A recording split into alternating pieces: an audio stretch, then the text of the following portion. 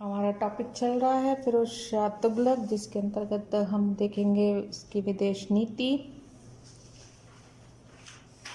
बंगाल 1338 ईस्वी में मोहम्मद तुगलक के शासनकाल में ही बंगाल दिल्ली से पृथक हो गया। हाजी इलियास शमसुद्दीन इलियास शाह एक स्वतंत्र शासक को हैसियत से शासन कर रहा था। 1353 हाजी इलियास ने दिल्ली सल्तनत को अधीन तिरहुत क्षेत्र पर आक्रमण। फिरोज सहन करने को तैयार नहीं, एक विशाल सेना के साथ बंगाल पर आक्रमण। हाजी इलियास ने अपनी राजधानी पांडुआ को छोड़कर इकदल्ला के शक्तिशाली दुर्ग में आश्रय लिया। इकदल्ला को जीतने का प्रयास नाकामयाब। वर्षा ऋतु के आगमन से घबराया फिरोज सेना सहित वापस लौट आया। इलियास ने लौटते हुए फिरोज पर अचानक आक्रमण कर दिया और शाही सेना उसे परास्त कर भगा दिया। 1359 ईस्वी में फिरोज ने पुनः बंगाल पर आक्रमण किया और इस समय इलियास का पुत्र सिकंदर बंगाल का शासक रहा। सिकंदर के अत्याचारों से परेशान पूर्वी बंगाल के भूतपूर्व सुल्तान के दामाद जफर खान ने फिरोज की सहायता की याचना की। फिरोज इस बहाने बंगाल पर आक्रमण कर दिया। सिकंदर भी अपने पिता की भांति राजधानी छोड़कर इकदल्ला चला गया। फिरोज इस बार भी इकदल्ला को लेने में विफल रहा, अतः उसे अपनी उद्देश्य पूर्ति के बिना ही वापस लौटना पड़ा और बंगाल स्वतंत्र रहा। जगन्नाथ बंगाल से लौटते समय कुछ दिनों तक फिरोज जौनपुर में रहा। ओडिशा में स्थित हिंदुओं की जाजनगर राज्य पर आक्रमण करने का निश्चय किया। अभियान का मूल ध्येय पुरी के विख्यात जगन्नाथ मंदिर को नष्ट करना। मार्ग में हिंदू शासक ने शाही सेना का विरोध किया, परंतु परास्त होकर भाग गया। असंख्य भक्तों तथा हिंदू सैनिकों ने मंदिर की रक्षा के लिए डटकर मुकाबला किया। अधिकांश मारे गए। जाजनगर के राजा ने सुल्तान की अधीनता को स्वीकार लिया और फिरोज उससे भेंट उपहार लेकर दिल्ली लौट गया। नगरकोट 1360 ईस्वी में फिरोज ने नगरकोट के हिंदू राजा पर आक्रमण किया। क्योंकि मोहम्मद तुगलक की मृत्यु के बाद उसने दिल्ली की प्रभु सत्ता को त्यागा था, हिंदू शासक ने 6 महीने तक शाही सेना का प्रतिरोध किया। अंत में उसे समर्पण करना पड़ा। फिरोज की अधीनता स्वीकारी विवश। इतिहासकार फरिश्ता का विश्वास किया जाए तो अभियान में फिरोज ने राज्य में स्थित ज्वालामुखी के मंदिर और मूर्तियों का ध्वस्त किया। लूट के माल के साथ सुल्तान को 1300 संस्कृत के ग्रंथ भी मिले, जिनमें से कुछ का उसने फारसी भाषा में अनुवाद किया। सिंध मोहम्मद तुगलक की मृत्यु के पश्चात सिंध प्रांत में विद्रोही तत्वों की गतिविधियां बढ़ती गई। विद्रोहियों के नेता जाम बावनिया काफी शक्तिशाली बन गया। सल्तनत के इलाकों पर धावा बोला। 1361 में फिरोज ने एक विशाल सेना के साथ सिंध पर आक्रमण किया। जाम बावनिया इतनी ही सेना के साथ फिरोज का सामना किया। विद्रोहियों ने शाही सेना को भारी क्षति पहुंचाई। फिरोज और सहायता प्राप्त करने के लिए गुजरात की ओर कूच कर, परंतु शाही सेना कच्छ के रण में फंस गई। 6 महीने तक सुल्तान और उसकी सेना के बारे में राजधानी के लोगों को किसी प्रकार की कोई सूचना नहीं मिल पाई। वजीर खानेजहाँ मकबूल ने दिल्ली से एक शक्तिशाली सेना सुल्तान की सहायता के लिए भेजा। इस नई सेना के साथ 1363 ईस्वी में फिरोज ने पुनः थट्टा पर आक्रमण कर जाम बावनिया को विवश होकर दिल्ली की अधीनता स्वीकार करनी पड़ी और वार्षिक कर चुकाने का वचन भी देना पड़ा। फिर तुगलक वापस दिल्ली लौट गया। विद्रोह का दमन फिरोज को अपने शासनकाल में कुछ विद्रोह का सामना करना पड़ा। पहला विद्रोह गुजरात के सूबेदार दमगानी ने किया। उसने गुजरात की राजस्व वसूली का ठेका ले रखा, परंतु निश्चित रकम न चुका पाया। विद्रोह कर दिया। शाही सेना ने उसे परास्त कर मार डाला। उसका कटा हुआ सिर दिल्ली दरबार में भिजवा दिया गया। दूसरा विद्रोह 1377 ईस्वी में इटावा के जमींदारों ने किया। वे लोग बिना सख्ती के कर चुकाने के आदी नहीं रहे थे। शाही सेना ने उनके विद्रोह को भी दबा दिया। तीसरे विद्रोह बुंदेलखंड में स्थित कटेहर के राजा खड़कू ने किया। उसने 2 सैयद मुसलमानों को मरवा डाला था, इसलिए सुल्तान स्वयं उसको सजा देने के लिए गया। खड़कू तो प्राण बचाकर पहाड़ियों में भाग गया, परंतु असहाय जनता को लूटमार तथा कत्लेआम का शिकार बनना पड़ा। कहा जाता है कि इस अवसर पर फिरोज की आज्ञा से लगभग 23,000 हिंदुओं को बलपूर्वक मुसलमान बनाया गया। इसके बाद भी आगामी 5 वर्षों तक सुल्तान कटहर जाता रहा और हिंदुओं पर जुल्म करता रहा। फिरोज के अंतिम दिन और मृत्यु अलाउद्दीन और मोहम्मद तुगलक की भांति फिरोज को भी अपने अंतिम दिन कष्टप्रद निराशा में गुजारने पड़े। जुलाई 1374 ईस्वी में उसके पुत्र उत्तराधिकारी फतेह खां की मृत्यु, गहरा सदमा, ढलती उम्र में सदमे में उनकी निर्णय शक्ति क्षीण। दूसरे पुत्र जफर खां को अपना उत्तराधिकारी घोषित किया, परंतु कुछ समय बाद उसकी भी मृत्यु हो गई। तीसरा लड़का मोहम्मद खां युवराज बना। सिंहासन पर बैठने की जल्दी थी, परंतु सबसे बड़ी बाधा वजीर, अतः युवराज के इशारे पर वजीर की हत्या करवा दी गई। 1387 ईस्वी में युवराज नासिरुद्दीन मोहम्मद शाह की उपाधि धारण कर अपने पिता के साथ साथ शासन करने लगा, परंतु वह शीघ्र ही भोग विलासिता में डूबा। उसके आचरण से खिन्न होकर प्रमुख अमीरों ने उसके विरुद्ध विद्रोह कर दिया और सुल्तान फिरोज के सहयोग एवं समर्थन से उसे दिल्ली से खदेड़ दिया गया। इसके बाद फिरोज ने अपने पौत्र गयासुद्दीन तुगलक शाह यानी फतेह खां का पुत्र को अपना उत्तराधिकारी नियुक्त किया। 20 सितंबर 1388 ईस्वी को लगभग 80 वर्ष की आयु में फिरोज का देहांत हो गया।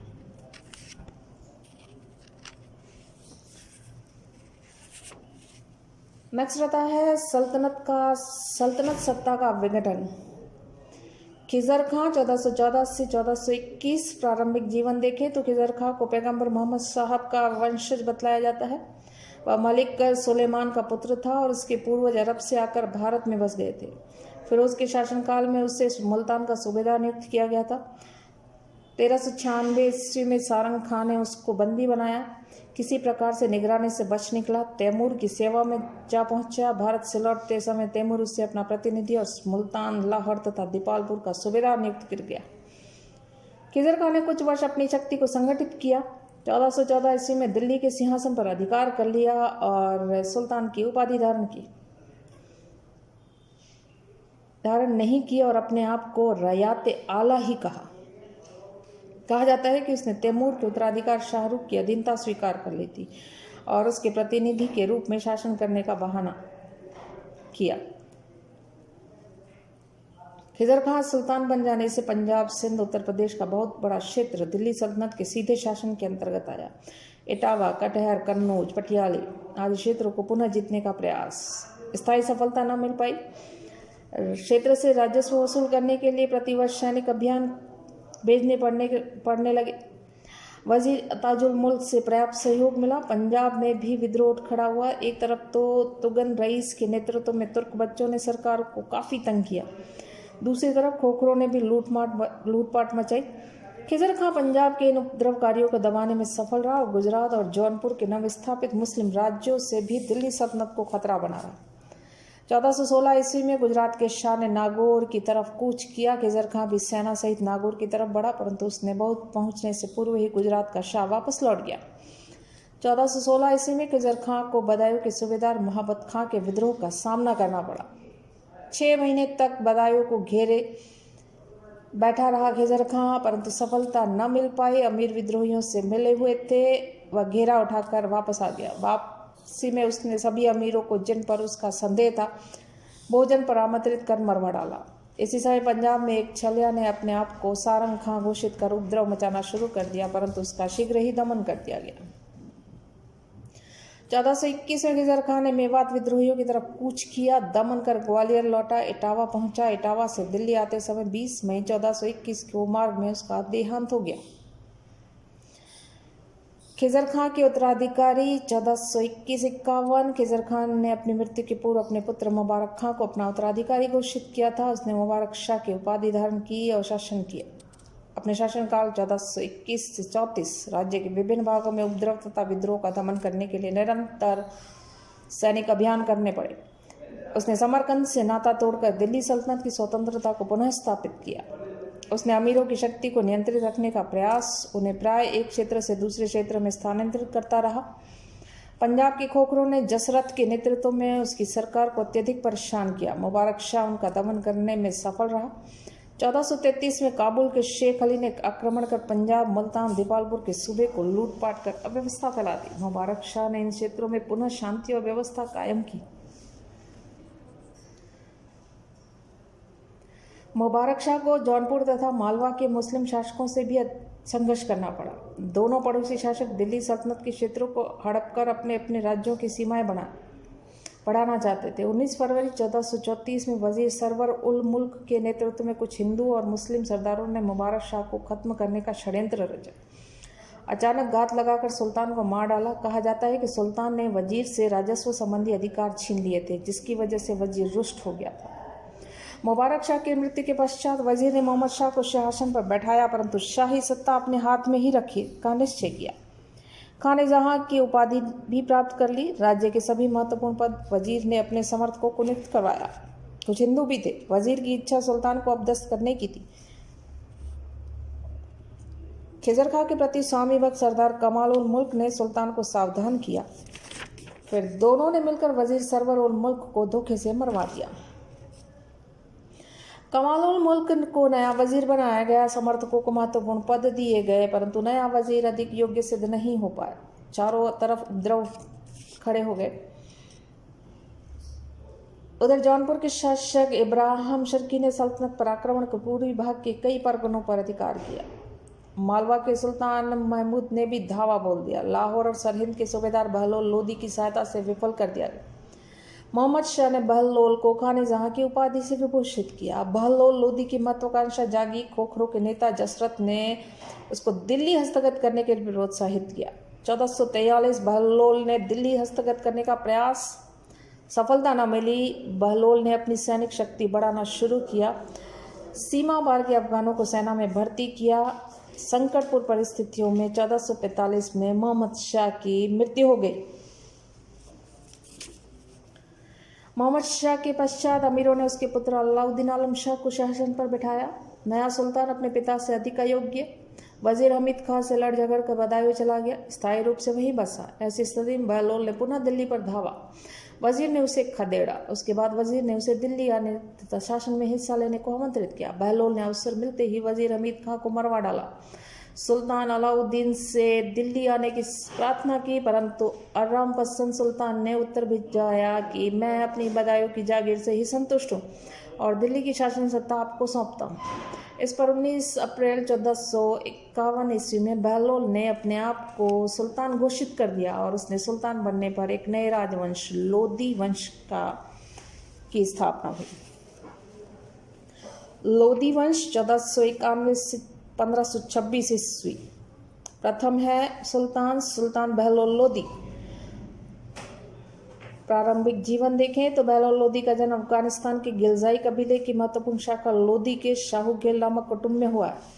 दादा बहराम व्यापारी फिरोज तुगलक के शासनकाल में मुल्तान में आकर बसे। 5 पुत्र सुल्तान शाह, काला, फिरोज, मोहम्मद और ख्वाजा। 2 सुल्तान शाह और काला ने काफ़ी ख्याति अर्जित की। सुल्तान शाह ने मुल्तान के तत्कालीन सूबेदार खिजर खां की ईमानदारी के साथ सेवा की। उसकी योग्यता से प्रभावित होकर खिजर खां ने सुल्तान शाह को इस्लाम खां की उपाधि और सरहिंद की जागीर प्रदान की। इस्लाम खां ने अपने चारों भाइयों को अलग अलग परगनों का शासन सौंपा। एक दिन मलिक काला की गर्भवती पत्नी दीवार के ढह जाने से तप कर मर गई, परंतु गर्भस्थ बच्चे को बचा लिया गया। यही बच्चा आगे चलकर बहलोल लोदी के नाम से प्रसिद्ध हुआ। कुछ दिनों बाद मलिक काला एक युद्ध में मारा गया। इस्लाम खां ने अनाथ बहलोल को अपने पास रखा। खिजर खां के शासनकाल में बहलोल ने कई विद्रोह का दमन कर अपनी योग्यता एवं पराक्रम का परिचय दिया और खिजर खां ने भी उसकी सेवाओं से प्रसन्न होकर उसे जागीरें। इस्लाम खां भी बहलोल को अपने पुत्रों से भी अधिक प्रेम करता था। अपनी पुत्री का विवाह उसके साथ किया। मरने से पूर्व इस्लाम खां बहलोल को उत्तराधिकारी बना गया। बहलोल ने सरहिंद का शासन संभाला। धीरे धीरे अपनी शक्ति का विस्तार किया। अलाउद्दीन आलम शाह के सुल्तान बनने के पूर्व ही वह संपूर्ण पंजाब का मालिक बन चुका था। अलाउद्दीन बदायूं चला गया और बहलोल ने वजीर हमीद खां को हटाकर दिल्ली के सिंहासन पर अधिकार जमा लिया। बहलोल लोदी की उपलब्धियां। बहलोल का पहला कार्य विद्रोही अमीरों को अधीनता में लाना। इसके लिए उसने सेना सहित उनके शासन क्षेत्रों की तरफ जाना शुरू किया। जब मेवात के अहमद खां ने कुछ अवज्ञा प्रदर्शित की तो उसे पर आक्रमण कर दिया गया। अहमद खां समर्पण किया। बहलोल ने उसे क्षमा कर दिया। 4 जिलों को दिल्ली सल्तनत में सीधे शासन में ले लिया गया। संभल के दरिया खां के विरुद्ध आक्रमण। समर्पण किया, विवश कर दिया समर्पण के लिए और उसके 7 परखने छीन दिए। कोयल अलीगढ़ के ईसा खां का दमन। उसी प्रकार अन्य जागीरदारों का दमन किया। मुल्तान और सरहिंद में भी कुछ उपद्रव हुए जिन्हें उसने दबा दिया। बहलोल यथार्थवादी था। वह जानता था कि जो राज्य तुगलकों के काल में दिल्ली से पृथक हो चुके थे उन्हें जीतना असंभव है। पड़ोसी राज्य जौनपुर को जीतने का प्रयास किया। उसका मुख्य कारण जौनपुर का सुल्तान अपने आप को दिल्ली सिंहासन का दावेदार समझता था। बहलोल के असंतुष्ट अमीरों के साथ साठगांठ करता था। उसने एक विशाल सेना के साथ दिल्ली की तरफ कूच किया।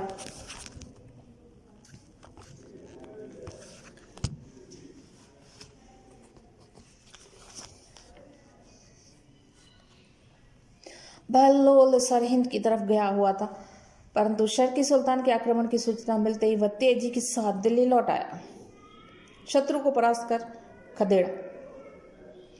कुछ समय पश्चात जौनपुर वालों ने इटावा पर आक्रमण किया। युद्ध के बाद दोनों पक्ष मध्य संधि हो गई। महमूद शाह शर्की की मृत्यु के बाद उसका पुत्र हुसैन शाह जौनपुर का शासक बना। वह अपने पिता के अधिक पराक्रमी महत्वाकांक्षी। दिल्ली और जौनपुर के मध्य संघर्ष। इस बार जौनपुरी सेना ने दिल्ली की सेना को परास्त कर बहलोल की स्थिति देखते हुए संधि करी। गंगा नदी को दोनों राज्यों की सीमांत रेखा तय किया गया। हुसैन शाह सेना सहित वापस लौटा। बहलोल लोधी ने संधि भंग की, लौटती हुई सेना पर आक्रमण कर दिया। जौनपुर की सेना परास्त होकर भागी। बहलोल ने आगे बढ़कर जौनपुर पर आक्रमण कर थोड़े से ही संघर्ष में जौनपुर पर अधिकार कर लिया। हुसैन शाह को प्राण बचाकर बिहार भागना पड़ा और बहलोल ने जौनपुर राज्य को दिल्ली सल्तनत में सम्मिलित कर लड़के बारबख्श शाह को वहां का सूबेदार नियुक्त कर दिया। इस विजय से दिल्ली सल्तनत का क्षेत्रफल पहले से दुगना हो गया और जौनपुर का राज्य दिल्ली सल्तनत से किसी भी दृष्टि से कम न था। इसके बाद बहलोल ने जौनपुर के समीपवर्ती क्षेत्रों कालापी, धौलपुर, बारी और अल्लाहपुर पर अपना अधिकार कर लिया। जौनपुर जीतने के बाद बहलोल ने ग्वालियर पर आक्रमण किया। उस समय वहां पर राजा मानसिंह का शासन था। उसने बिना लड़े ही समर्पण कर लिया। बहलोल को 80 लाख टंका भेंट दिए, वार्षिक कर चुकाने का वचन। इससे संतुष्ट होकर बहलोल वापस लौट आया, परंतु मार्ग में वह बीमार पड़ गया और जुलाई 1489 ईस्वी में उसका देहांत हो गया।